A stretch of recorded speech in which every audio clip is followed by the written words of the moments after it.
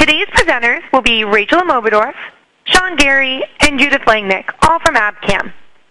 Rachel gained her knowledge in IP during her PhD at University of Geneva in Switzerland. Rachel is a principal scientist at Abcam and has set up IP in our lab. This assay allows the laboratory to routinely test our own antibodies in this fantastic technique.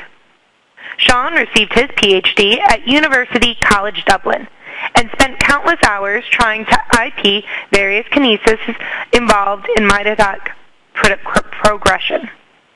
Following this, Sean transitioned to a postdoc at Cambridge University, where he carried on trying to identify proteins involved in a checkpoint throughout both yeast, 2 hybrid, and IP. Finally, Judith will be joining us today. Judith completed her molecular biology degree and her PhD at University of Dundee. Upon completion of her PhD, Judith moved to the MRC Laboratory of Molecular Biology in Cambridge.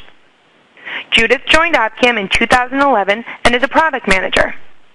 And now, I would like to turn the presentation over to my colleague, Rachel. Welcome to our webinar. In this section, I will give you a short introduction to IP. I will then talk about how to set up an IP experiment and how to find the perfect antibody, how to bind the antibody to the beads. I will talk about antibody titration and how to choose a secondary reagent for IP Western blot. Even though this is an advanced IP webinar, I thought we would start with the question, what is IP? IP is a technique used to enrich or purify a specific protein from a complex mixture, for example, an extract, using an antibody. What can you do with IP? You can isolate a protein from a complex mixture to then use in other assays. It can also be used to concentrate the protein. For instance, if your protein is expressed at a very low level, IP might be required to visualize it in Western blot.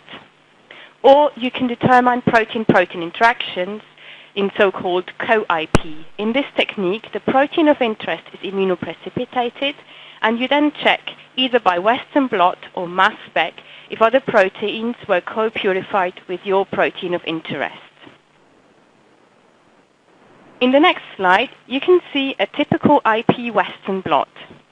This is an IP we performed in our laboratory using an antibody specific for TBP, the tata-binding protein.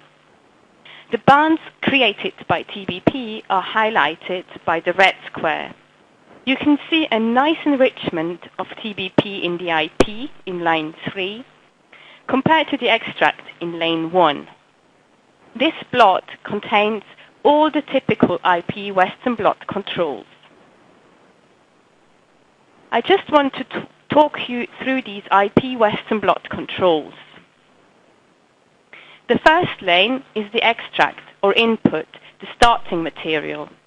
This is loaded on the gel to determine if the target can be detected in the starting material. This is not always the case, as sometimes enrichment by IP is required to visualize the protein. The second lane is a fraction of the supernatant after the immunoprecipitation. This is loaded on the gel to determine if the target protein has been depleted from the extract during the immunoprecipitation, and it will tell you how efficient your immunoprecipitation was. The third lane is the immunoprecipitation, so the outcome of the experiment. If the IP was successful and efficient, this band should be enriched compared to the extract. The fourth lane is a sample where the immunoprecipitation has been performed with an isotype control antibody, so an antibody of the same isotype as the one used in IP, but not recognizing the target protein. This control is important as it will tell you whether the bands you see in IP are due to the antibody or due to its specificity for the target. The last lane is the beads control, where everything but the antibody was added to the reaction. It is important to include this control in your experiment, as it will tell you if there are bands in your IP that are due to non-specific binding of proteins to the beads. After this short introduction, I would like to tell you more about how to set up an IP experiment. The two most important steps in setting up an IP experiment are to find the perfect antibody. This is absolutely key. If your antibody does not work in IP, your experiments will not work. Once you've found the perfect antibody for your IP, you will need to determine the right testing conditions for your experiment. Let's start with finding the perfect antibody. The best way to start is to check if there are any references in PubMed where an antibody has been used to IP your protein of interest by other researchers. Then you have different antibody suppliers for an antibody that is tested in IP. On our data sheets, for instance, this would be noted in the tested applications here. Also check if there are customer reviews for IP. These are very helpful as they often give you a good idea on how well the antibody works. On our data sheets, these can be found in the AB review section here. If there is no IP-tested antibody available, these are the things you can watch out for. In IP, the target protein is usually in the native conformation. Therefore, an IP antibody needs to recognize an epitope on the exposed surface of the protein.